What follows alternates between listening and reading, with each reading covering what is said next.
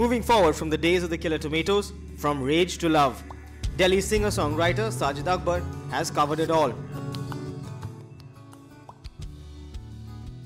I'd recorded a few of them, then suddenly this offer came about and the record company wanted to release it pretty soon. So I had like maybe a month to finish everything, from recording all the instrumentalists to mixing it to sending it across, it getting mastered. So I mean, I wish I had a little more time, obviously, and there's some things that I would like to change about the mix.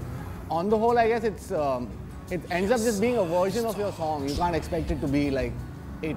So yeah, I mean, for whatever it's worth, I mean, I'm happy with what eventually came out of it, yeah. I guess now you could say my sound, I mean, it's progressing in another direction, but during the album it was kind of, yeah, folk, primarily American folk, not Indian folk. Since I listen to so much electronic music and I wanted to have some sort of edgy sort of soundscapes to happen there. Yeah, so I try to get in like lots of soundscapes and textures and stuff like that. Apart from that, yeah, some songs are really bare and just an acoustic guitar and me singing. Kind of try to write my music in a way that if I get to play with a whole band, it's fun, but if I end up playing alone, it doesn't really lose out on what the song is trying to say. It kind of goes in a few places. Some people call it electro folk or whatever. That's pretty much the closest I could call it, but yeah, I mean, it's basic singer-songwriter kind of stuff happening.